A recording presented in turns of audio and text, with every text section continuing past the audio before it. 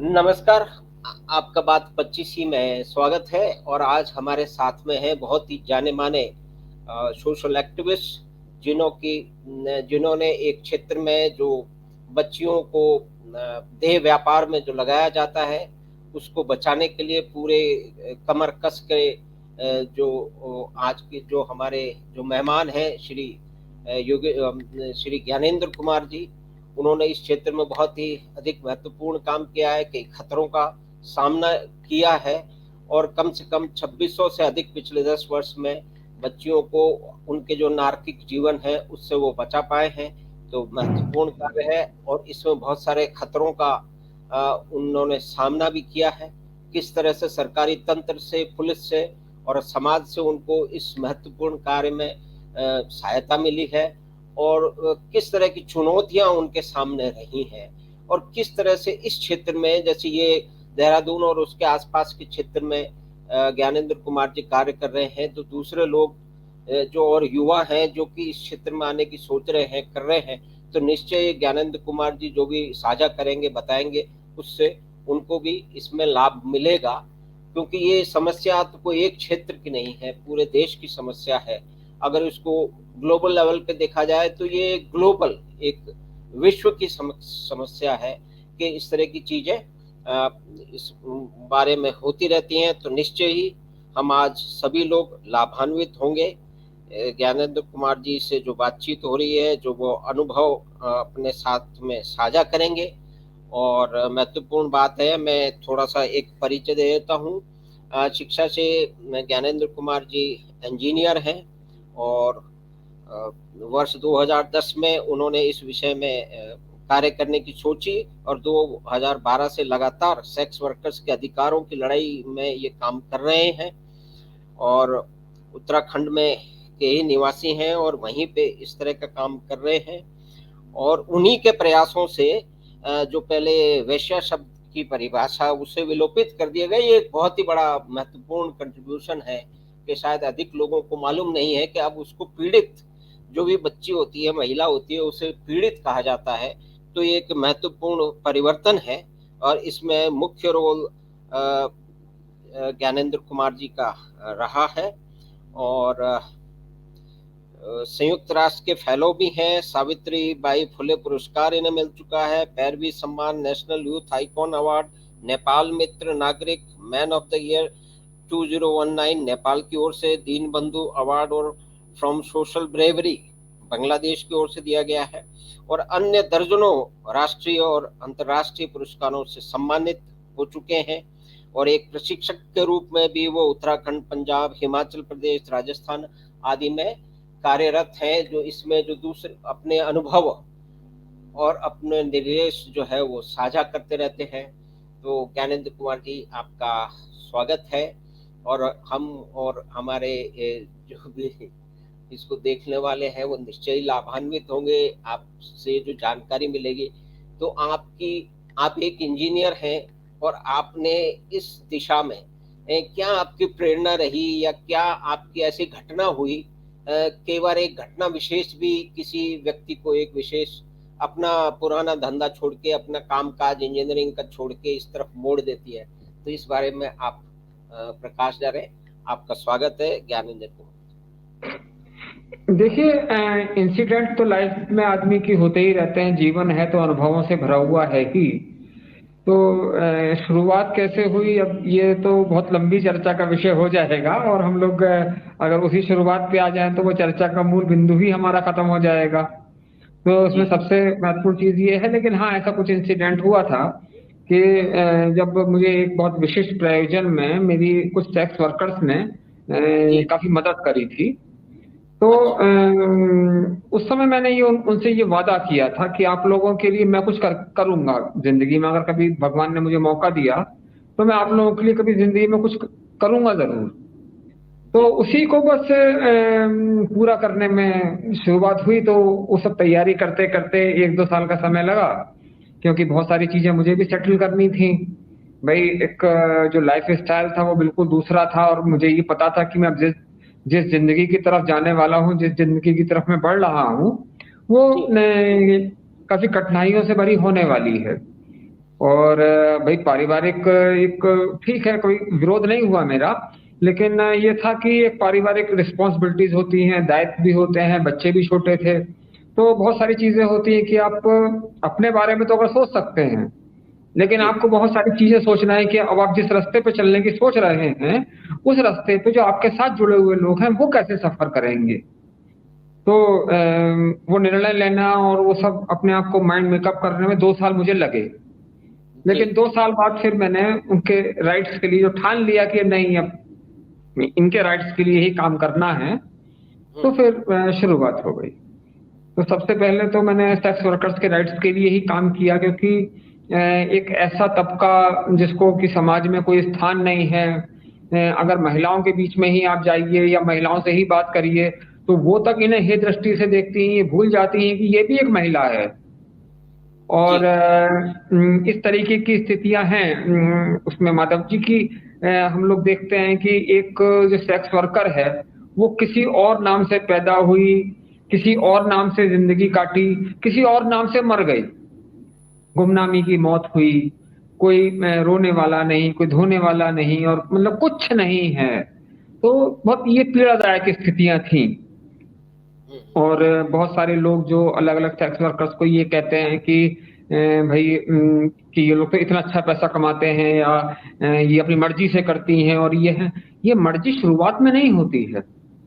कोई जी, औरत बहुत कम मतलब महिलाएं या इक्का दुक्का महिलाएं ही आपको देखने मिलेंगी जो स्वेच्छा से इस कार्य में आई होंगी, वरना दबावश ही आती हैं, किसी न किसी कारण से ये मतलब इस क्षेत्र में आती हैं।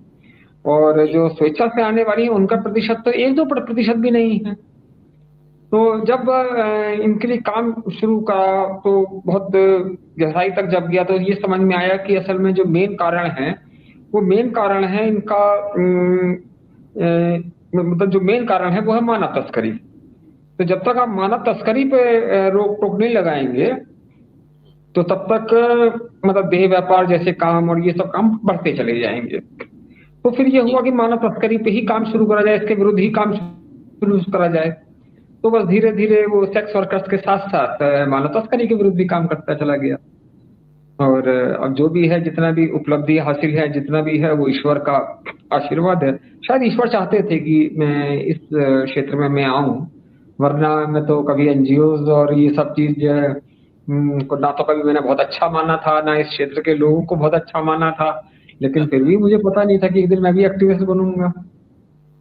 नहीं, ये तो एक्टिविस्ट क्या, जो आपने कार्य शुरू किया, तो पहले आप इंजीनियरिंग के क्षेत्र में काम कर रहे थे। इंजीनियरिंग हम्म। सर्विसेज में आपका जो है वो चयन हुआ था, और फिर उसी क्षेत्र में आप काम कर रहे थे।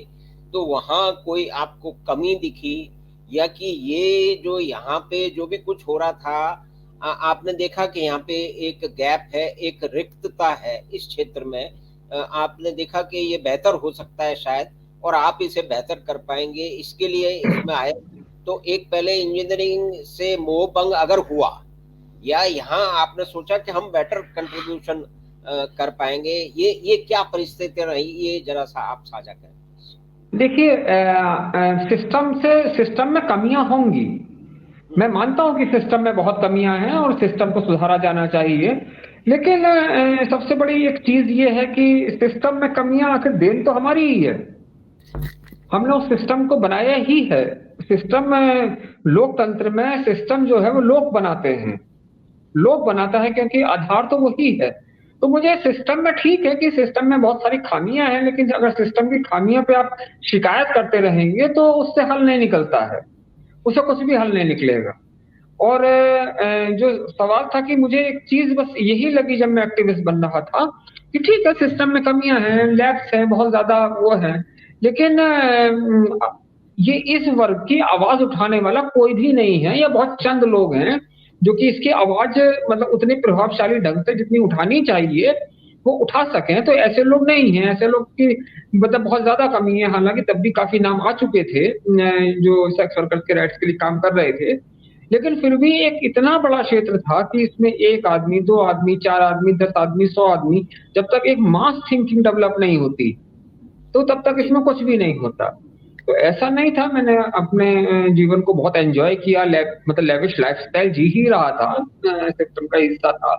सब कुछ था, तो मुझे उसमें कोई परेशानी उससे नहीं हुई थी, या कोई ऐसे में शिकायत करूं तो शिकायत करने की प्रवृत्ति नहीं है, क्योंकि जब आप शिकायत करने की प्रवृत्ति पे आते हैं तो आप हल से दूर होते चले जाते हैं, आपको निर्णय नहीं ले पाते, आप उसका कोई सॉल्यूशन नहीं खोज पाते। और मेरा शुरू जी, से एक सिद्धांत रहा है कि आपको सॉल्यूशन पे वर्क करना चाहिए।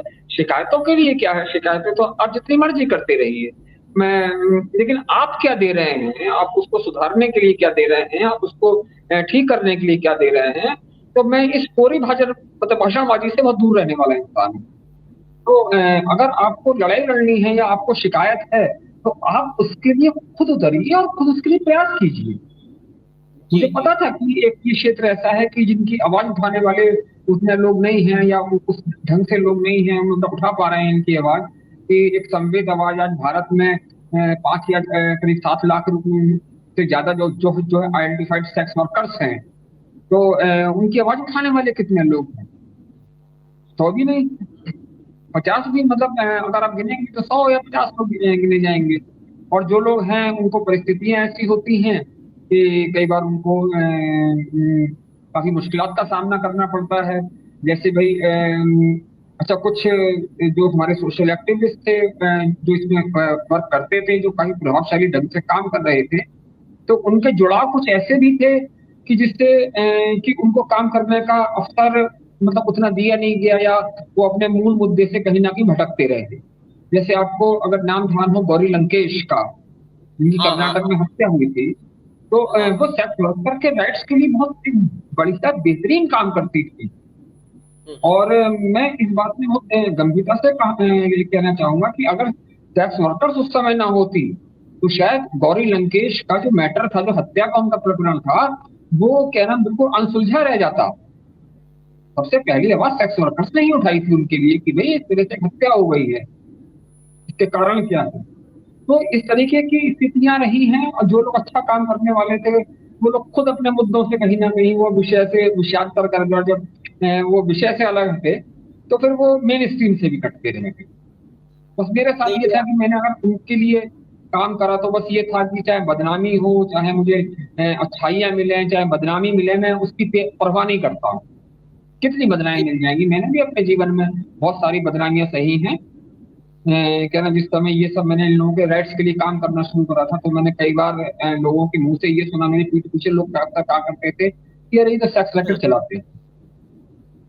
और कई हाँ, हाँ, बार जैसे मैं सेक्स वर्कर्स को छुड़ाने जाता था, तो ये लोग ये कहा करते थे कि अरे ये तो भाई सीधी सी बात है कि ये सेक्स रैकेट चलाते हैं, तो अपनी सेक्स वर्कर्स को पुलिस से मिलकर छुड़ा लेते हैं। जब मुझे 2016 में जब मुझे सावित्री बाई फुले अवार्ड मिला, तब लोगों की समझ जी, में आना शुरू हुआ कि मैं काम क्या करता हूँ बेसिकली।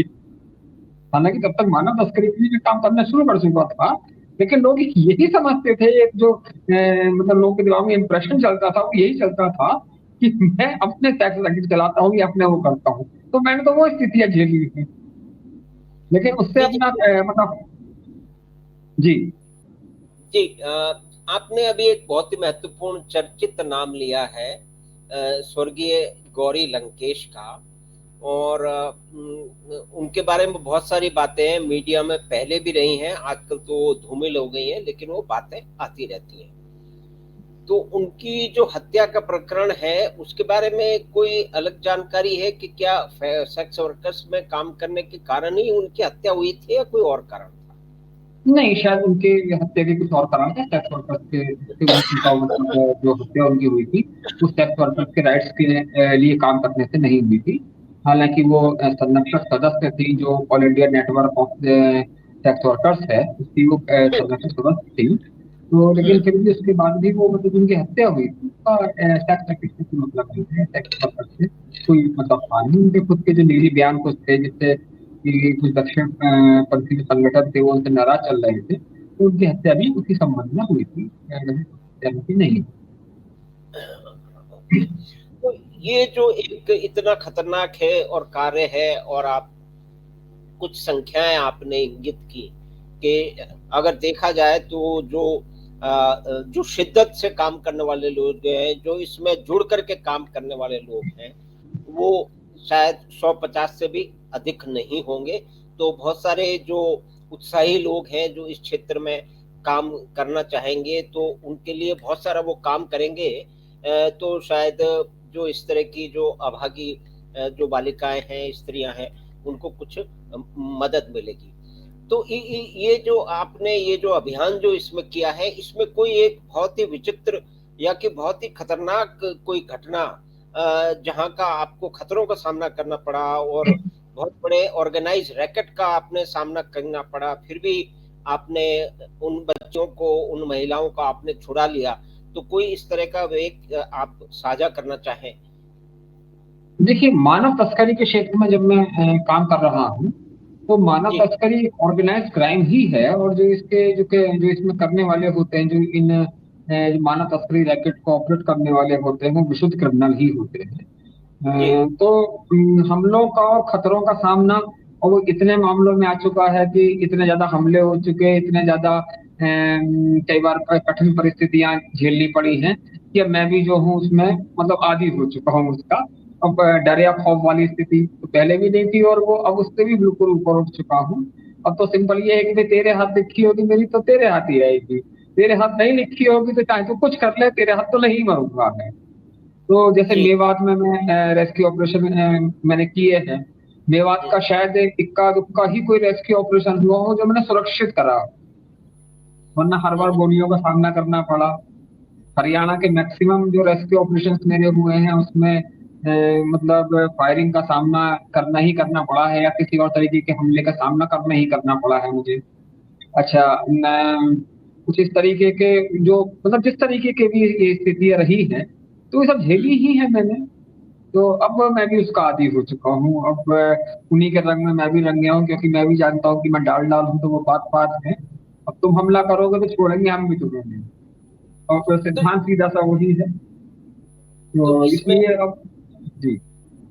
तो इसमें जो जो रेस्क्यू ऑपरेशन आपके होते हैं, आपको इन्फॉर्मेशन शेयर करनी होती है और आपको पुलिस की मदद भी हाँ, लेनी होती है। जैसे आप मेवात का क्षेत्र बता रहे हैं, तो इसमें हरियाणा का एक विशेष काफ़ी हिस्सा आता है। तो हरियाणा में जो सेक्स रेशो बिल्कुल नीचे जा चुका है, उसमें अंतर कुछ पहले से कुछ सुधार अवश्य हुआ है, लेकिन मेरे ख्याल देखिए, में शायद वो उसका भी कोई रोल है इस मामले में, इस घटना के अंदर?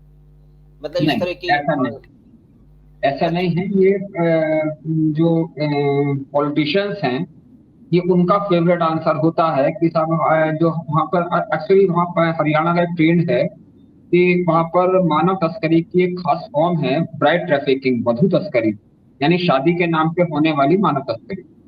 जी, तो जी, जी, जी। इसका सब तो ये वाला ट्रेंड जो है ये हरियाणा में बहुत ज्यादा है। तो ये हरियाणा के पॉलिटिशियंस का एक फेवरेट जवाब होता है कि साहब हमारे यहाँ सेक्स रेशियो कम है, हुँ, और सेक्स रेशियो कम होने की वजह से हमारे यहाँ इस तरीके की शादियां होती हैं, इस तरीके की मतलब बाहर से मतलब हुँ। लड़कियां लाई जाती हैं। जी, ये सरासर गलत बात है। अच्छा। एक्चुअली वहाँ पर कुछ कस्टम्स ऐसे हैं जिनको मैं सार्वजनिक रूप से हालांकि कई बार बता भी चुका हूँ कि वहाँ के हुँ, कुछ कस्टम्स ऐसे हैं, और कुछ मतलब कि जिनको सोशल एक्सेप्टेंस हासिल है, और हुँ, लेकिन वो कर्स हैं समाज पे, मतलब कोर्ट की तरह से हैं, शराब की तरह से हैं। कुछ वहाँ की हुँ, परंपराएं हैं, जैसे बहुत सारे लोगों ने सुना होगा नियोग है और करेवा है। ये जो वहाँ की कुछ परंपराएं हैं, ये बहुत ज्यादा वो हैं, मतलब कर्स हैं, समाज के श्राप हैं। लेकिन वहाँ हुँ, पर चूंकि इस तरीके के सोशल एक्सेप्टेंस है इन चीजों की, तो इसको लोग हुँ। वहाँ के बुरा नहीं मानते हैं, लेकिन वो कायदे में तो वधू तस्करी है। अब वधू तस्करी जो कि वो बाहर से खरीद के ले आते हैं उसमें लड़कियां। आपको ध्यान होगा, अब तो शायद उसकी अध्यक्ष शायद किसी बड़े पद पे हैं, या फिर मंत्री वगैरह हैं, ओम प्रकाश धनखड़, जो हरियाणा के में जो मंत्री हैं, शायद पहले उस समय भाजपा के उपाध्यक्ष थे। उन्होंने पिछले चुनावों में कहा था कि आप मुझे वोट दिलवाइए तो मैं बिहार से लड़कियां मंगवा दूंगा शादी के। जी, जी, जी। तो इसमें काफी विरोध हुआ था, बहुत ज्यादा लोगों ने विरोध करा था, लेकिन मैंने तब भी उनका समर्थन करा था। मैंने कहा he is the only honest minister of या the honest politician of Haryana, कि जो एडमिट कर रहा है कि हमारे यहाँ ब्राइड ट्रैफिकिंग है। और जब मेरा वो बयान सामने आया तो उसके बाद वो तब उन्होंने बैकफायर किया कि नहीं नहीं, मेरा मतलब ये नहीं था, और जी, मेरा मतलब ये था। हालांकि जब आलोचना उनकी हो रही थी, तब वो अपने उस जी। मतलब बयान पे स्टैंड किए हुए थे। कि नहीं भाई ये है और वो है, वो अपना उससे मतलब सब सफाइयां दे रहे थे। लेकिन मैंने उनको सपोर्ट किया था, मैंने कहा ये बहुत ईमानदार पॉलिटिशियन कि जो कम से कम इस चीज को एडमिट तो कर रहे हैं, खुले मन से जी। एडमिट कर रहे हैं कि हमारे यहाँ ब्राइड ट्रैफिकिंग है। लेकिन जो सेक्स रेशियो वाली बात है, मैं उसमें आपको एक चीज गौर कराना चाहूंगा। जिस जी। मेवात जिले का नाम मैंने लिया, जिस मेवात जनपद का नाम लिया, नाम बदल के नूह कर दिया गया है, वहां पर जो फीमेल और मेल सेक्स रेशियो है, वो 1000 पुरुषों पर 1021 महिलाएं हैं।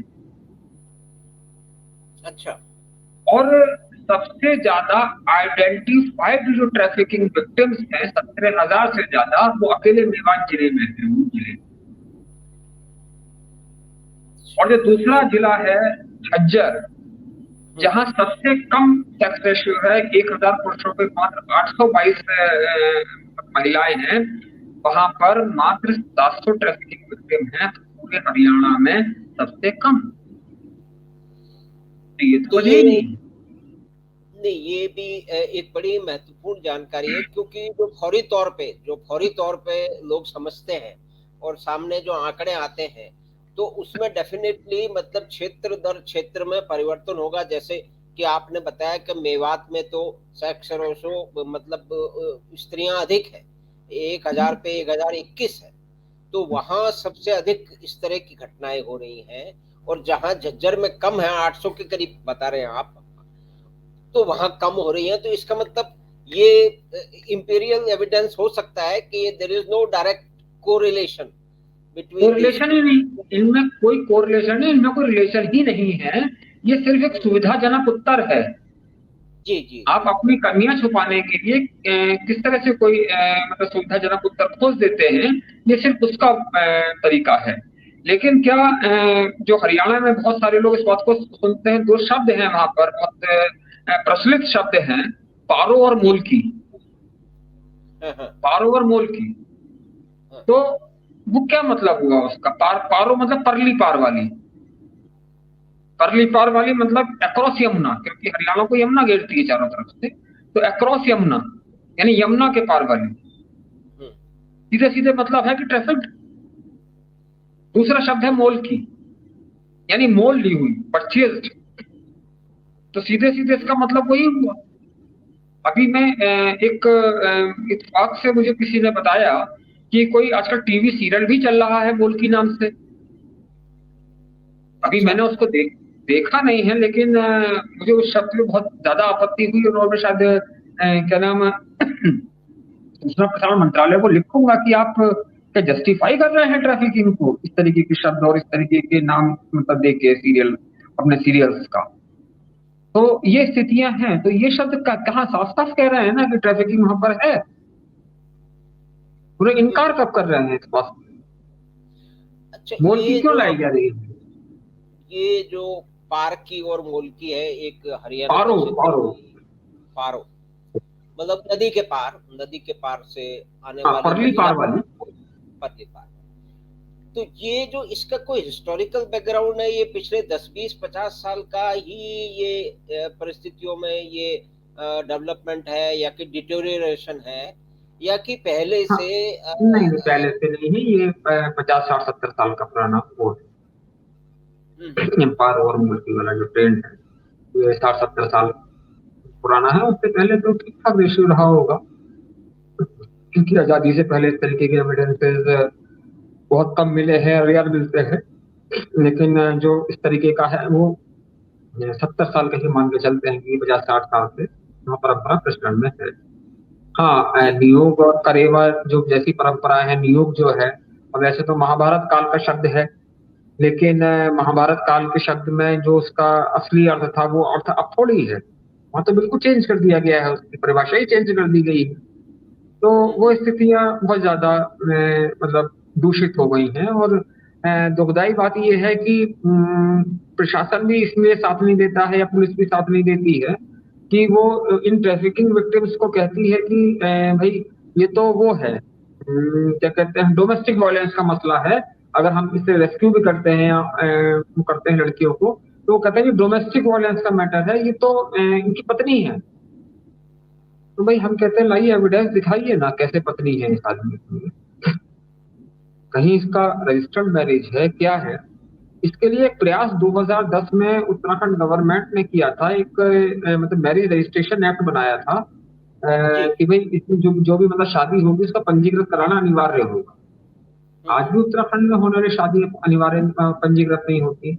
हरियाणा के बहुत सारे रैकेट जब हमने उत्तराखंड में पकड़े, या बहुत सारे लोग जब हमने यहाँ गिरफ्तारियां कराई, तो हमने वो हमसे कहने लगे नहीं जी हम तो शादी करके ले जा रहे थे, और हमारी तो उद्देश्य बड़ा नेक था, और हमारे यहाँ तो ये था, हमारे यहाँ तो बहानेबाजी से शुरू करी।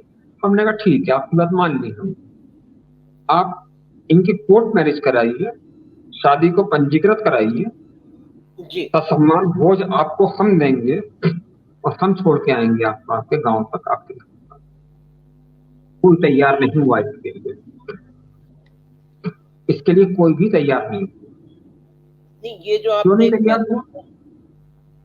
जी, क्यों आपने ये जो तैयार नहीं हुआ? क्योंकि वो शादी तो बेसिकली था ही नहीं, ठग विवाह था। हाँ, ठग विवाह। वो हमारे भारत में कई तरीके के विवाह प्रचलन में हैं, उसी में से एक ठग विवाह भी तो है। तो ठग विवाह थे बेसिकली।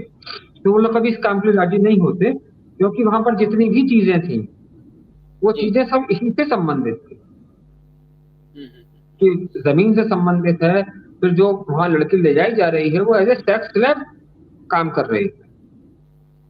हम्म, हम्म, हम्म। तो तो ये समस्या सोर्स स्टेट है। सोर्स स्टेट में सबसे बड़ी समस्या ये आती है माधव जी, कि हम लोग यहाँ पर क्राइम बहुत इनिशियल स्टेज में होता है, या अगर मैं तकनीकी भाषा में बताऊं तो जब यहाँ से लड़की ले जाई जा रही होती है तब वो क्राइम ही नहीं होता है। तब वो क्राइम के स्टेज में होता ही नहीं है। क्योंकि ये हमारे जो अपराध विज्ञान है, जो अपराध शास्त्र है हमारा, जो कानून हमारा है, उसमें कंटेम्प्टमेंट ऑफ क्राइम तो क्राइम ही नहीं है।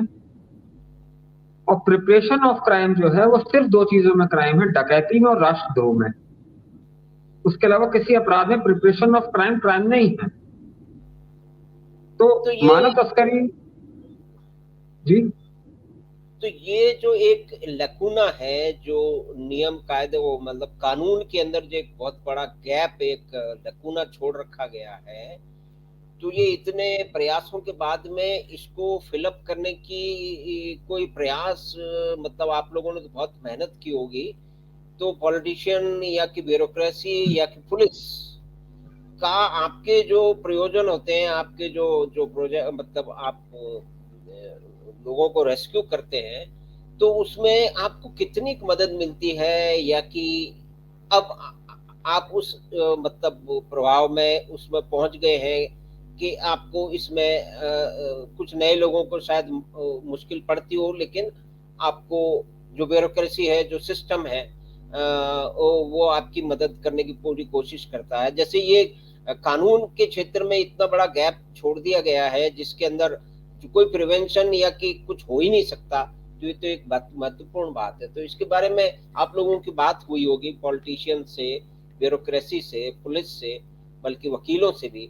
तो इसमें कोई समाधान होने की, कोई आगे आने मतलब कोई संभावना दिखती है आपको? देखिए, एक्चुअली सबसे बड़ी समस्या ये है कि सोर्स स्टेट पे जहां से मतलब अपराधी शुरू होता है, तो वहां पर कानून में ऐसा कोई बदलाव कभी संभव दिखाई नहीं देता है कि मानव तस्करी के लिए ही एक अलग से आइडेंटिफाई करके उसको, या उसको एक अलग से जिक्र करके उसका सोर्स स्टेट पे उसके लिए कुछ कानून अलग से बनाया जाए।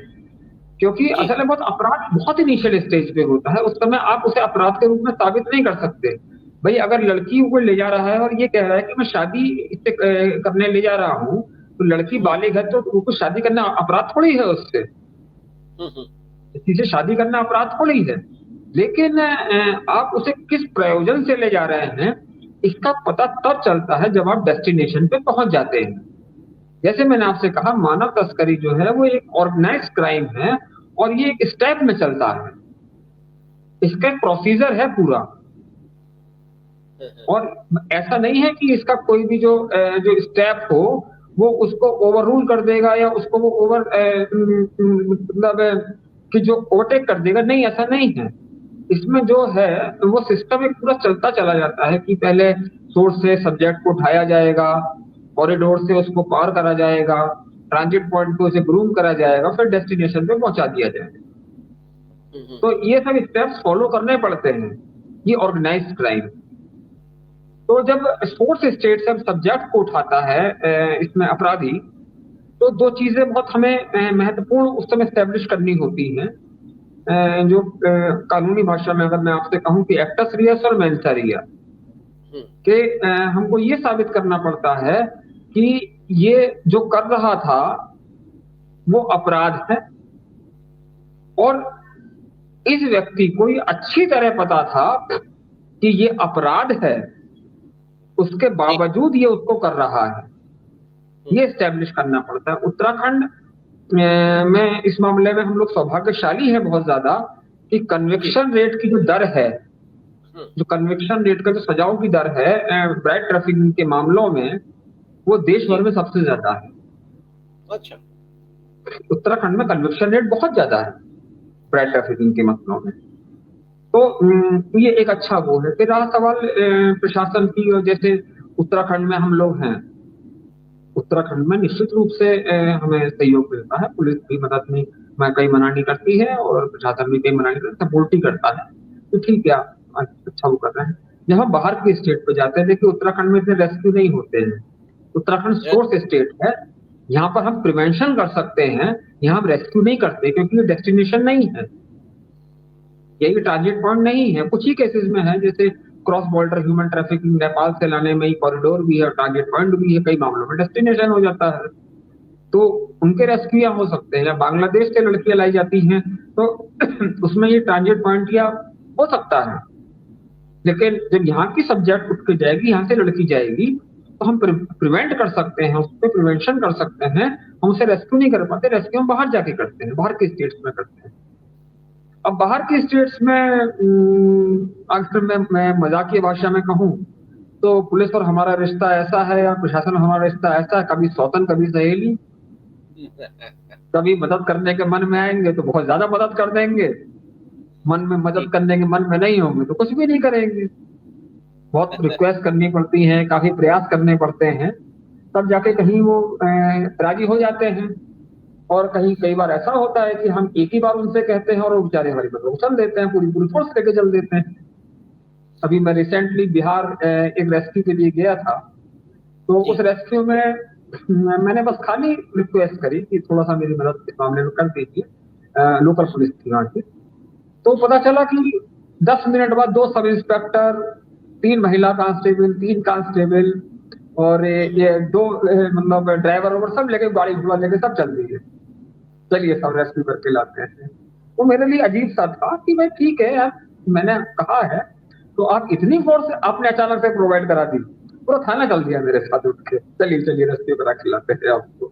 तो इस तरीके के रिश्ते हैं, समझ में आनी चाहिए बात कि हाँ, जो आदमी इतनी दूर से आ रहा है, किस उद्देश्य से आ रहा है, किस तरह से वो काम कर रहा है, ये चीजें हैं। एक इसमें महत्वपूर्ण जो एक प्रश्न इसमें निकल रहा है कि अधिकतर जो भी पुलिस है या कि उनका जो तंत्र है, या कि जो इस क्षेत्र में जैसे काम कर रहे हैं, आप लोग काम कर रहे हैं और भी बहुत सारे लोग काम कर रहे होंगे, तो उनके सामने कुछ लोग, कुछ नाम और उनके सहयोगी के बारे में अवश्य ही जानकारी होगी कि भाई ये मुख्य लोग ये हैं जो कि इसके मतलब इसके कर्ता धर्ता हैं और ये इसको करवाते हैं। तो उन्हीं के संपर्कों से में आकर के उनके लिए नए-नए लड़के या नए-नए लोग जुड़ते होंगे, महिलाएं का भी इसमें रोल शायद होता है। तो क्या उस तरह का जो एक प्रोएक्टिव जो सर्विलेंस है, उसकी परिस्थिति में नहीं पहुंचे कि ये तो मतलब ये है कि पहले तो उनको भाई ये लोग उन लोगों से संबंधित हैं जो इस तरह के उसमें लिप्त हैं, तो इस तरह का कोई प्रोएक्टिव सर्विलेंस या इस तरह का कोई सेटअप अभी नहीं हो पाया है या आपके क्षेत्र में हो पाया? देखिए, एक बहुत दुर्भाग्यशाली स्थिति है यहाँ पर। दुर्भाग्यपूर्ण स्थिति ये है कि मैंने आपसे बार बार वही बता रहा हूँ कि ऑर्गेनाइज क्राइम है, यहाँ की एक चेन अगले लिंक से तो जुड़ी हुई होती है, लेकिन उससे अगले लिंक पर जुड़ी हुई नहीं होती जी। यानी इसमें जो जो एक अपराधी जो सब्जेक्ट को पिक करता है, वो अगले डिलीवरी वाले को जानता है कि इसको उसे डिलीवर करना है। अगला डिलीवरी वाला जो जिसको डिलीवरी इसने दी है, वो आगे कहाँ डिलीवर करेगा सब्जेक्ट को, वो नहीं जानता। जी जी। और ये बहुत एक आश्चर्यजनक और दुर्भाग्यपूर्ण स्थिति है कि भारत में इतनी ज्यादा सेक्स वर्कर्स वर्क कर रही हैं और इतने लोग वर्क कर रहे हैं, लेकिन उसके बाद भी इस देश में एकमात्र ह्यूमन ट्रैफिकर आज तक आइडेंटिफाइड हुआ, एकमात्र। अच्छा। और उसके ऊपर भी मुकदमा ह्यूमन ट्रैफिकिंग का नहीं चला। तो इसका एक तो ये भी वो कारण था, सामने मैं आता है। आपको बता देता हूँ, वो अगर आपको ध्यान होगा निठारी कांड में मोहिंदर सिंह हाँ पधेर, हाँ हाँ हाँ हाँ हाँ, जी जी। वो एकमात्र आइडेंटिफाइड ह्यूमन ट्रैफिकर था, लेकिन उस पर भी मुकदमा नहीं चला ह्यूमन ट्रैफिकिंग का। फांसियां उसको दूसरे मसलों में हुई, तो इस, लेकिन वो जो सेक्स रैकेट चल रहे हैं आज तक पता ही नहीं चल पाया किसी को कि कौन ऑपरेट करता है। ये कोई भी हो सकते हैं, ये इतने छुपे हुए चेहरे होते हैं कि आप भी हो सकते हैं, मैं भी हो सकता हूँ, या कोई आईएएस हो सकता है, या कोई नेता हो सकता है, कोई मंत्री हो सकता है, कोई कुछ भी हो सकता है। जी। कोलकाता का जो बच्चों वाला रैकेट जो पकड़ा गया था, जिसमें जूही चौधरी का बयान क्या आया था, जूही चौधरी का बयान जो उसने 2 नाम ले लिए थे, हंगामा हो गया। हालांकि एनआईए ने जांच करी, जांच रिपोर्ट आज तक नहीं आई, जांच आज तक पूरी नहीं हुई है, लेकिन उसने कितने बड़े नाम ले लिए। उन नामों पे तो हार्ड में पढ़ नहीं सकता, इतने बड़े तो नाम।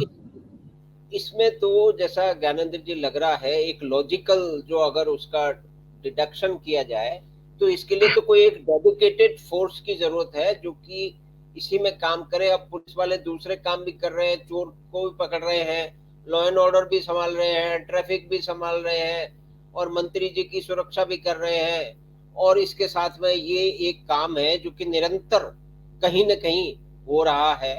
तो एक डेडिकेटेड कोई एक टास्क फोर्स इसमें शायद उसकी जरूरत नहीं है, तो वो शायद है ऐसा, या ऐसा कुछ कुछ संभावना है होने की। नहीं नहीं, इसमें देखिए, क्योंकि इस मैटर को, ह्यूमन ट्रैफिकिंग जो है वो अंतर्राष्ट्रीय स्तर पर होने वाला अपराध होता है, घटित होने वाला अपराध होता है। 3 ही अपराध अंतर्राष्ट्रीय स्तर पे घटित किए जाए, मतलब होते हैं, अंतर्राष्ट्रीय स्तर पे ऑपरेट होते हैं। पहले पे ड्रग्स है, दूसरे पे मानव तस्करी है, तीसरे पे वेपन्स है। तो संयुक्त राष्ट्र का जो United nation office of drug and crime है, तो जी उसने उसकी बहुत ज्यादा वो संवेदनशील है और बहुत ज्यादा गंभीर है।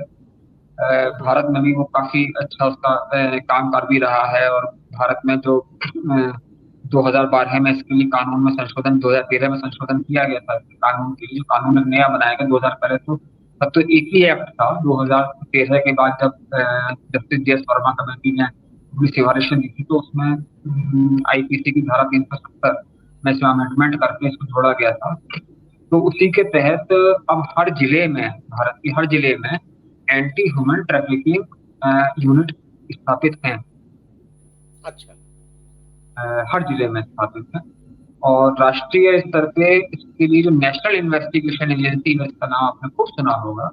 तो नेशनल जी इन्वेस्टिगेशन एजेंसी जो है वो सिर्फ 2 ही क्राइम पे काम करती है, एक आतंकवाद और दूसरा मानव। तो अच्छा। ऐसा नहीं है फोर्स इसके लिए नहीं है, फोर्स इसके लिए है। लेकिन हाँ, ये है कि जो डिस्ट्रिक्ट लेवल पे जैसे फोर्सेज हैं, ये एंटी ह्यूमन ट्रैफिकिंग यूनिट है, तो अब इसको वो वीआईपी ड्यूटी में भी लगा देते हैं, या इस तरह की ड्यूटी लगा, जबकि ये ड्यूटी उन लोगों की नहीं बनी होती। जी जी। लेकिन फिर भी चूंकि फोर्स इतनी नहीं होती है, तो इन लोगों को अलग अलग ड्यूटीज में लगा देते हैं, जबकि नियमानुसार इन लोगों को अलग ड्यूटीज में नहीं लगाया जा सकता है यूनिट। और जो इसके अंदर शामिल अधिकारी या कर्मचारी होते हैं, वो बहुत ट्रेंड और मतलब एफिशिएंट होने चाहिए, और अमूमन युवा होने चाहिए। ये सब चीजें हैं, लेकिन वो सब आप जानते हैं कि तो कमियां हर सिस्टम में है, व्यवस्था में, सब में चली आ रही है। बहुत सारे लोगों ने इसे रिटायरमेंट का इंतजार करने का जरिया बना लिया है। अधिकारियों से कहते हैं इस यूनिट में पोस्टिंग ले लेते हैं और समय काट देते हैं। या 10 से जी 5 की नौकरी वाला ऑफिस में ऑफिस वर्क वाला ऐसे जॉब मान लेते हैं, ऐसा नहीं। हाँ, फिर भी चूंकि स्थापित है तो काम तो करती है। जी, एक जो महत्वपूर्ण जो आपसे चर्चा हुई इसी के साथ के अंदर वो ये है कि इस सोशल वर्क के क्षेत्र में अधिकतर इंजीनियर्स हैं और आप भी इंजीनियरिंग का आपका बैकग्राउंड है, तो इसके क्या कारण है और कुछ नाम आप मुख्य बताएं जो आपका ने कोई आकलन इसका गंभीरता से या फौरी तौर से, तो आपने तो गंभीरता से ही किया होगा, तो उसको साझा करें आप, क्योंकि ये जानकारी अक्सर है नहीं। अभी मैं कुछ देखिए, दिनों की पहले एक बात बता देता हूँ कि एक ये डोमेस्टिक वायलेंस या कि इस तरह की कुछ या कि इस तरह की चीजों पे कहीं चर्चा हो रही थी, वो फेसबुक पे चर्चा हो रही थी, तो उसमें एक बहुत ही ज्ञानी जो है और जानकार, उन्होंने मुझ पे ये आक्षेप लगाया कि क्योंकि आप इंजीनियर हैं इसलिए आपको इन चीजों की समझ ही नहीं है, तो आप कृपा करके अपनी जो है ना इसमें दिमाग ना अड़ाए।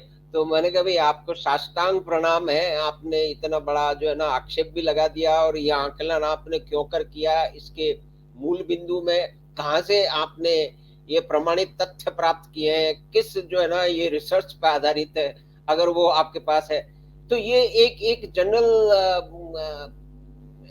धारणा है कि भाई ये इंजीनियर्स हैं तो ये कोई मशीन के पुर्जे टाइप लोग हैं, ये बहुत ही अजीब किस्म की बात है। लेकिन उससे परे जाके जो आपने जो एक जानकारी रही है जो जनरली पब्लिक डोमेन में है नहीं, कि भी सोशल वर्क में इंजीनियर्स अधिक कार्य कर रहे हैं, तो इस बारे में आपने क्या कारण हो सकते हैं और आपने कैसे इसको समझा है, उसे कृपा कर आप साझा करें। देखिए, चूंकि पूरे भारत में और विदेशों में भी मेरा काम करने का अनुभव है, तो जी। अगर मैं कुछ बड़े ही नाम एक्टिविस्टों में ले दूं, उसमें अगर अरविंद केजरीवाल, भाई ठीक है आज मुख्यमंत्री हैं, राजनीतिक बन गए हैं, लेकिन बेसिकली तो एक्टिविस्ट ही थे, जी जी। इंजीनियर है, IITian है, हम्म नोबेल पुरस्कार विजेता कैलाश सत्यार्थी, ठीक है, हम्म बहुत अच्छा काम बाल तस्करी में करते हैं, सब कुछ कर रहे हैं, बेसिकली क्या है, इंजीनियर ही तो है। हम्म। ट्राइबल के लिए काम करने वाले एन साईनाथ, क्या अच्छा। क्या है, IIT ही तो है। एक नाम मैं भूल रहा हूँ, बस्तर में जो IIT के प्रोफेसर भी रहे हैं, और उन्होंने अपने बीच में ही पूरा कैरियर, अपना पीक पे कैरियर छोड़ा, और आज एक धोती और एक कुर्ते में वो काम करते हैं बस्तर जिले में, बस्तर जिले के बेस बनाते हैं, काफी जगहों पे काम करते हम्म हैं। उसी तरह उड़ीसा में है, नॉर्थ ईस्ट में है, जितने भी बड़े नाम हैं, अगर आप गौर से देखेंगे एक्टिविस्ट में, जो सोसाइटी के लिए रियली काम कर रहे हैं, जो ग्रास रूट पे जाके काम कर रहे हैं, जो जमीनों पे ही पड़े हुए हैं, जिन्होंने जमीन को ही अपना घर बना लिया है, जो हम्म। जंगलों को ही घर बना चुके हैं, वो सारे इंजीनियर हैं। तो शायद सोसाइटी को, और जो, हाँ, इसमें एक खास चीज और है, जो नॉन इंजीनियर्स हैं, आप उनका भी अगर ट्रैक रिकॉर्ड देखेंगे तो आप पाएंगे कि वो वही हैं कि जो आज बहुत बढ़िया लग्जरी होल्ड कर रहे हैं। सरकार आए दिन कुछ ना कुछ, कभी FCRA को लेके बवाल करती है, कभी किसी चीज को लेके बवाल करती है, वो लोग नॉन इंजीनियर्स हैं। और तो तो सोशल इंजीनियरिंग जो हो रही है, एक परिवर्तन जो समाज में जो कुरीतियों को निकालने का या कि कुछ समझे तो सोशल वो सब इंजीनियरिंग इंजीनियर्स कर रहे हैं। कर रहे हैं। तो ये इस बात से जो आपका अनुभव है और आपने जो नाम लिए हैं और उनको एक जगह रखा है, ये जानकारी आमूमन पब्लिक डोमेन में है नहीं, तो ये नहीं एक विशेष जानकारी है। तो इसके लिए निश्चय ही आपसे ये जानकारी मिली है। अच्छा, दूसरी ये जो बात है, जैसे आप सोशल वर्क के क्षेत्र में आप काम कर रहे हैं और हिंदुस्तान में तो कहते हैं कि भी ये NGO है, ये कुछ लाख के करीब है, मैंने कहीं सुना, कहीं कोई संख्या बड़ी हाँ हाँ, लाखों में, सही बात। कई लाखों में है, वो अब वो 2 है या 3 है, ये तो मुझे याद नहीं है। तो लाखों में है, जैसे आपको तो जानकारी होगी। और कोई 20-30 हजार जो संस्थाएं हैं, एनजीओ, जो कि फॉरेन फंड ले रही थी, और जो उनका जो उद्देश्य, जो उनका मतलब जो सामने दिखाने के लिए जो उद्देश्य था, वो तो कोई सोशल वर्क था, कोई सामाजिक कार्य था, लेकिन उसके आवरण में वो कुछ और activism, political, basically political activism कर रहे थे। ऐसे बहुत सारे लोग हैं। तो उसमें जो ये जो एफसीआरए के कानूनों में, जो नियमों में जो बदलाव किया गया है, तो उस तरह से उसको आप किस तरह से देखते हैं? और इस तरह की चीजें, मतलब कोई भी चीज जैसे सोशल वर्क का आवरण लेके मतलब पॉलिटिकल एक्टिविज्म खूब सारा होता रहा है। इसके बारे में हम तो पढ़ते रहे हैं, कुछ लोगों को जानते भी हैं। तो आप इस बारे में कुछ प्रकाश डालें। देखिए, अभी जो रिसेंटली एफसीआरए का इन्होंने जो निगरानी में लिया था, सरकार ने भी रिसेंटली लिया था, तो 17,000 एनजीओ को निगरानी में ले लिया था और उनके लाइसेंस रिन्यूअल नहीं करे थे। बाद में उसमें से 4,000 तो उन्होंने बिल्कुल ही रद्द कर दिए और बाकी का भी निगरानी में लिया हुआ है। और जो एफसीआरए रजिस्टर्ड जो टोटल जो एफसीआरए ले रहे हैं, वो भी करीब 70-80 हजार के आसपास एनजीओ हैं जो एफसीआरए ले रहे हैं। तो उसमें अब काफी निगरानी में आए हैं। कुछ चर्चित प्रकरण भी रहे हैं कि जहां एफसीआरए का असल में लोगों का ये मतलब सरकार का 2014 से पहले अगर आप गौर करेंगे तो मोदी सरकार आने से पहले का कि चाहे कुछ भी तरीके का एक डेवलपमेंट का कोई प्रोजेक्ट हो, चाहे वो बांध हो, चाहे वो रोड्स हो, चाहे वो फ्लाईओवर हो, चाहे वो हाईवेज हो, जब भी कुछ होता था तो पर्यावरणविदों की एक पूरी फौज आ जाती थी कि इससे पर्यावरण को नुकसान पहुंच रहा है, इससे ये हो रहा है, इससे वो हो रहा है। और कई कई मुद्दों पे बहुत ज्यादा आंदोलन खड़े हो जाते थे। वो समझ में नहीं आता था कि ये आंदोलन कैसे खड़े हो रहे हैं, ये आंदोलन कैसे उनको फंड हो रहे हैं, और बड़े बड़े नाम एक्टिविस्ट उसमें चले आते थे। जी। यहाँ पर जैसे कुछ उसमें फंडिंग एजेंसीज सक्रिय थी, जैसे फोर्ड इंटरनेशनल था, जिसका आपको मैं बहुत आश्चर्य की बात बताऊं कि 2005 में जब national rural health mission NRHM जब इस देश में लॉन्च हुआ था, तो इनिशियली फंडिंग में उसकी फुल फाउंडेशन, बाद में उसको हटाया गया, बाद में उससे फंड लेने बंद करे गए और जगहों से फंड आए, तो सरकार तक ने फंड लिए हैं उस समय। तो ऐसे लोग प्रमोट तो होते ही हैं, फिर बाद में समझ में आया कि नहीं, ये देश में जो है ये मतलब ये सिर्फ जो अनार्की फैला रहे हैं, तो इसलिए उन लोगों को हटाया गया। एक ग्रीन पीस फाउंडेशन था जिसमें इतने बड़े बड़े नाम थे, एडमिरल रामदास की बेटी का नाम भी जुड़ा हुआ था, प्रिया पिल्लई थी, जिसको कि कंफाइन किया गया था एयरपोर्ट से और रुका गया था लंदन जाते हुए। तो वो जो जाके स्थितियां देश के सामने सर रोना रोते थे कि भाई स्थितियां ये हैं और इस तरीके की वो है, तो इन पे भी लगाम लगी। ऑक्सफैम का नाम आपने अभी दिल्ली दंगों में सुना ही था कि इसने एडवोकेसी में फंड करे हैं, तो उसकी भी रद्द करा दिया, उसकी भी फंडिंग जो फॉरेन एफसीआरए लाइसेंस पर रद्द किया गया। तो ऑक्सफैम में अपने धीरे धीरे काम भी समेट रहा है अपने, क्योंकि उन लोगों का वो था। फिर एक बहुत बड़ी जो समस्या सबसे बड़ी खड़ी हुई थी धर्म परिवर्तन वाली इस देश में, तो उसमें ये था कि जो धर्म परिवर्तन के लिए जो पैसा आ रहा है, जो ये धर्म परिवर्तन इतने बड़े व्यापक पैमाने पर हो रहा है कि कई स्टेटों की डेमोग्राफी तक बदल गई।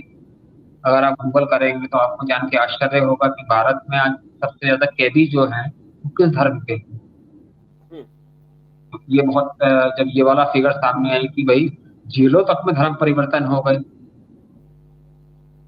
इन जो संस्थाएं थी जैसे संगठन थे उनकी भी फंडिंग पे रोक लगाई गई, पाबंदी लगाई गई, तो काफी फर्क पड़ा, काफी असर पड़ा उससे।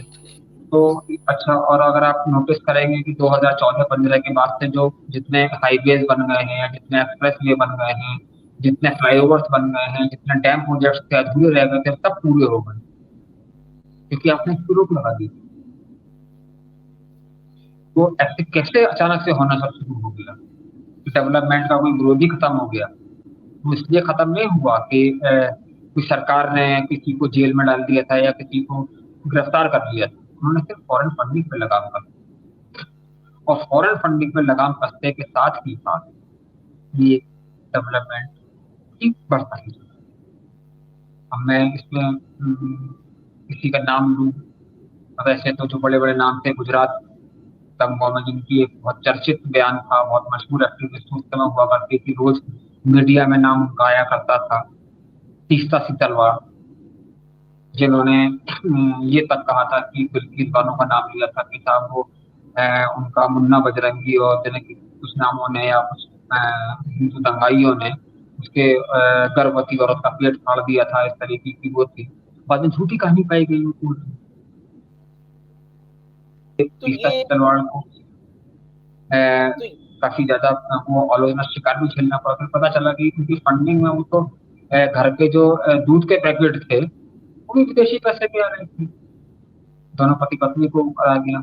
और जिस दिन से एफसीआरए का उन पे लगा नियंत्रण करा, आज तीस्ता सीतलवाड़ चर्चा का है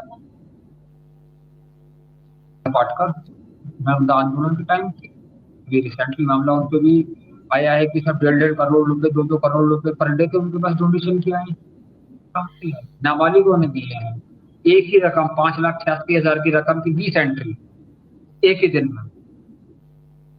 तो ये तो डेटा डॉक्टरिंग या अकाउंटिंग की डॉक्टरिंग का जो है वो भारत में बहुत लंबा वो इतिहास है। हाँ, चाहे वो पॉलिटिकल हो चाहे कुछ और हो, ये इस तरह की आंकड़ेबाजी करके किताबें भर ली जाती हैं। लेकिन ये उत्तराखंड में जो है वो चलो ठीक है कि 2-4 इस तरीके की माता पदर वगैरह साधु सन्यासी हैं जो कि वो जिंदगी और मौत से इन सब चीजों से विरत आ चुके हैं, तो वो लोग जरूर गंगा बचाओ के लिए आंदोलन करते रहते हैं, और वो उनको इस चीज से फर्क भी नहीं पड़ता है कि हम मर जाएं या जी जाएं या कुछ, वो नहीं है। तो ऐसे लोग हैं, ऐसा नहीं है कि ऐसे लोग नहीं बचे हुए हैं, ऐसे लोग हैं कि जो इससे कंसर्न रखते हैं, चिंतित रहते हैं या फंडित नहीं है, लेकिन उनकी स्थितियां समझ में आ जाती है कि उनके पास कुछ नहीं है, ना खोने के लिए ना जीने के लिए उनके पास है, ना कुछ मरने के लिए उनके पास है। तो वो लोग भी दिखाई दे जाते हैं। लेकिन ये वो नाम थे जिन्होंने बड़े बड़े अवार्ड हासिल करे और बहुत बहुत पैसा हासिल किया, और आंदोलनों के नाम पर खुद अरबपति बन गए, करोड़ों की जमीनें ले ली, करोड़ों की कंपनसेशन ले लिए। अगर आपको ध्यान होगा तो एक थॉमसन राइटर्स का भी 2 या 3 साल पहले एक सर्वे आया था जिसमें भारत को महिलाओं के लिए सबसे असुरक्षित देश बताया गया। जी हाँ, जी हाँ, जी हाँ, जी हाँ। तो जब वो सर्वे आया तो मैं उसका आश्चर्यचकित रह गया कि मैंने कहा भाई वो ऐसा कौन सा सर्वे ये है कि भारत को सर्वाधिक असुरक्षित महिलाओं के लिए देश बना दिया गया है। इतना बड़ा दुनिया है और इतना बड़ा देश भारत है, 60 करोड़ महिला 70 करोड़ महिलाएं हैं, कैसे इसको असुरक्षित देश बता रहे हैं महिलाओं के लिए ज्यादा। जब उसके डिटेल में गया, थॉमसन राइटर्स के बारे में जानना चाहा, जब रिसर्च करी, तो उसमें जब उसकी साइट खोली तो उसमें इस सर्वे का जिक्र आया तो सर्वे की डिटेल नहीं थी। भारत के प्रमुख विपक्षी नेता का बयान था। नहीं तो ये कोई किसी रिसर्च या किसी डेटा पर आधारित नहीं था, मतलब कहीं सुनी बात पे आधारित था। नहीं, उनका कहना था कि हमने 465 महिलाओं पे ये रिसर्च करी। 465? अच्छा। 470 करोड़ वाले देश में 465 महिलाओं पे आपने रिसर्च करी और अपने रिसर्च मेथोडोलॉजी का जिक्र नहीं किया कि आपने कौन सी मेथोडोलॉजी से रिसर्च करी, किस आय वर्ग की महिलाओं को आपने कितनी कौन से आय वर्ग की कितनी महिलाएं आपने ली, उनका शैक्षिक स्तर क्या था, उस शैक्षिक स्तर की आपने कितनी महिलाएं ली, कोई जिक्र नहीं।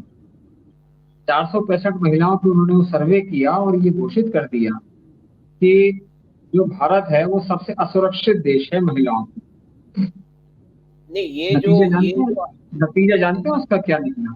हाँ, बताइए। नतीजा उसका ये निकला कि जिन लोगों ने वो जो उसके यहाँ प्रतिबंध नाम नहीं लेना चाहता हूँ, यदि बहुत मधुर संबंध है, अच्छे संबंध है, जानता हूँ सब लोगों को जो सर्वे के पीछे थे, जिनके दिमाग चले थे उस सर्वे के पीछे, तो उसका नतीजा ये निकला कि जो वो 4 साल से 5 साल से जो वो एक्टिविस्ट खाली बैठे हुए थे, जिनके बाद सेमिनार में पैसे तक खत्म हो गए थे, तो अचानक से महिला सुरक्षा के नाम पे फंडिंग की बाढ़ लग गई। यहाँ बहुत पैसा आने लगा। और वही मतलब कनेक्टिविटी तो जब पे शुरू हो गए तो सेमिनार होने लगी, ये सब होने लगी। तो तो ये ये सर्कल चीजें थी। तो ये सर्कल विद इन सर्कल है कि एक इंटेंडेड बेनिफिट के लिए ये आकलन ये सामने खूब, आया, ऐसा मान सकते हैं? हाँ ये काम खूब होते आए हैं, वर्षों से हो रहे थे। ये कुछ सालों से इस पे लगाम लगी थी। लेकिन बस ये था कि चल तो रही है, थोड़ा सा पैमाना काफी कम हो गया है। और आप देखेंगे कि जितना पैमाना ये कम होता चला जा रहा है, जितना ये कंट्रोल चेक लगता चला जा रहा है, उतना ही सोशल मीडिया पे हंगामा बढ़ता चला जा रहा है। लेकिन ये एक एक एक एक बात जो ज्ञानेंद्र जी ये समझ में थोड़ी सी कम आती है कि इतने लंबे समय तक एक पूरी जो है योजनाबद्ध तरीके से और इस तरह से भारत में जितना भी काम हो रहा था, चाहे वो डैम हो, चाहे रोड बिल्डिंग हो, या कि कॉपर के प्रोजेक्ट हो, या कि और दूसरी फैक्ट्रियां हो, तो उसमें बिल्कुल अंधाधुंध तरीके से जो विरोध होता था और उसको फिर एक तबका अखबारों में और मीडिया में उछाल देता था और फिर बयान आने शुरू हो जाते थे, तो कोई इसको देख नहीं रहा था, या कि सारा के सारा वेस्टेड इंटरेस्ट उसमें नेटवर्क था और वो उसमें सभी लोग किसी न किसी तरह से भागीदार थे? देखिए, एक बहुत गंभीर बात है। ऐसा नहीं है कि केवल भारत इसका शिकार है। हम्म ये मतलब विकास की हम्म जो भी देश अपनी इकोनॉमी बढ़ाना चाहता था या डेवलपिंग से डेवलप्ड की तरफ बढ़ रहा था, उसमें इस तरीके के नेटवर्क सक्रिय थे। और वो नेटवर्क के लोग अपने थे, किसी सार्वजनिक मुद्दे पे आरोप लगा देना ठीक नहीं, समझने वाले सब समझते हैं। तो लेकिन ये हर देश जो डेवलपिंग था, ये उसके खिलाफ साजिश।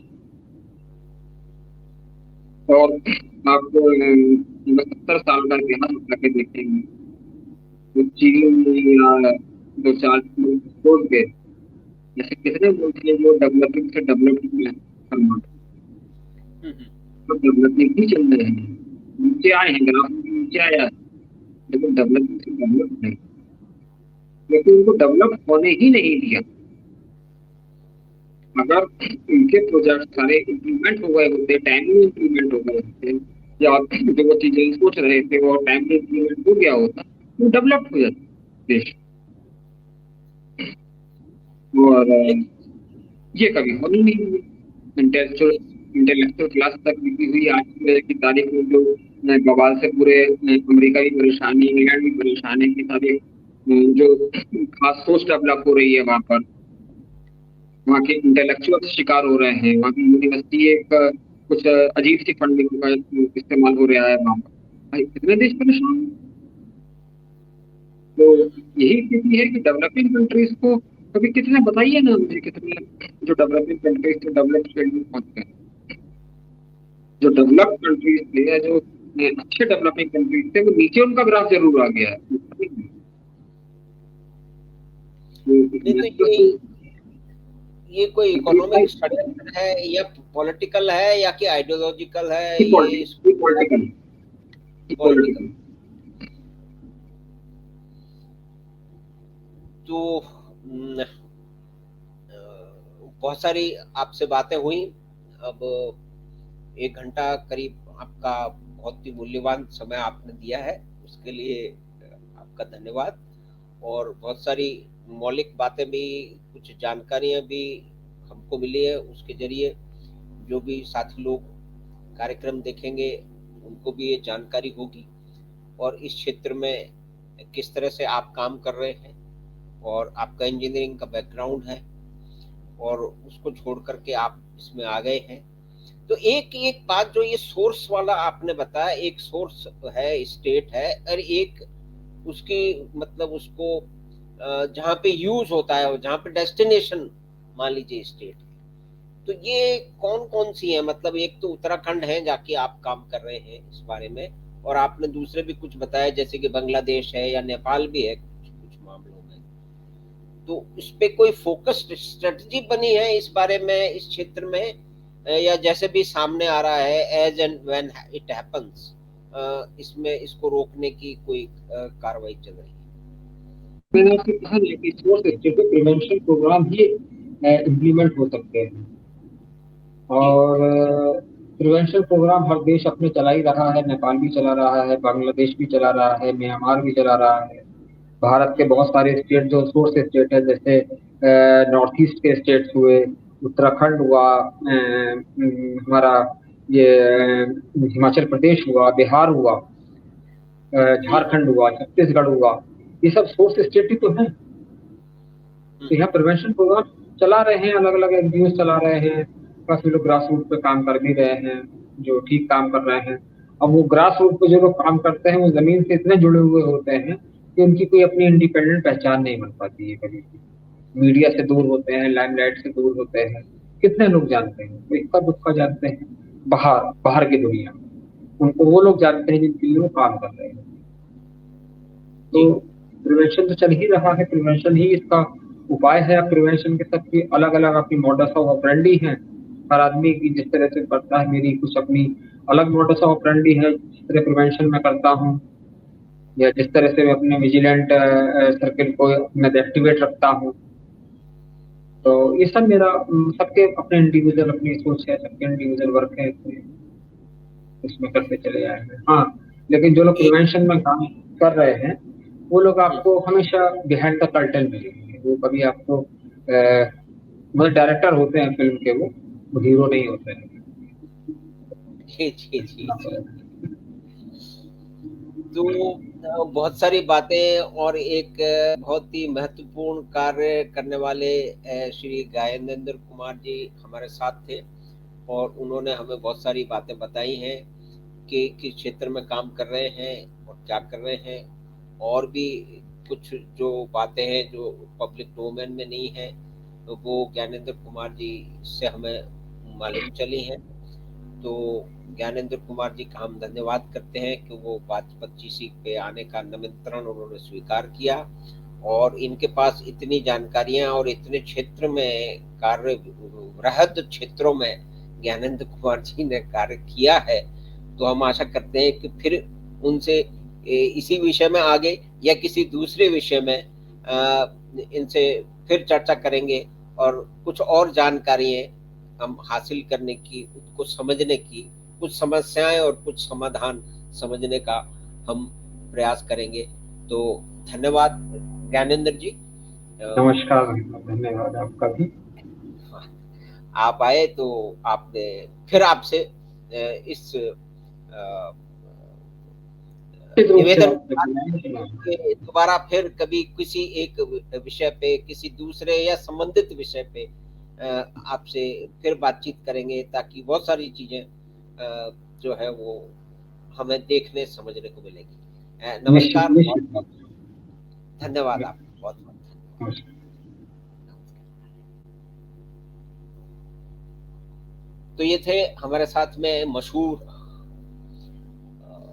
सामाजिक कार्यकर्ता, जो कि सेक्स वर्कर के क्षेत्र में महिलाओं और बच्चियों को बचाने के क्षेत्र में काम करने वाले, देहरादून से हमारे साथ जुड़े। उन्होंने बहुत सारी बातें, कुछ नई बातें उन्होंने साझा की, और किस तरह से वो इंजीनियरिंग के क्षेत्र में काम करते हुए इस सामाजिक क्षेत्र में सोशल एक्टिविस्ट के रूप में सेक्स वर्कर्स के बीच में, और महिलाओं का जो उनका उत्पीड़न है और उनको उठा के ले जाने की, उनकी जो ह्यूमन जो तस्करी है, जो मानव तस्करी है, उसके क्षेत्र में ये काम कर रहे हैं। तो फिर उनसे दोबारा मिलेंगे, और हमें आशा है कि ये बातचीत आपको इसमें कुछ जानकारियाँ मिली होंगी जो अमूमन तौर से हमारे पास नहीं है। तो आपका धन्यवाद कि आपने ये कार्यक्रम देखा। इसे अपने मित्रों और परिवार के साथ साझा करें, बात 25 चैनल को सब्सक्राइब करें, और कार्यक्रम को लाइक करें, और हम आपसे फिर शीघ्र ही आपके से फिर मिलेंगे एक नई बात के साथ में। तो नमस्कार, धन्यवाद।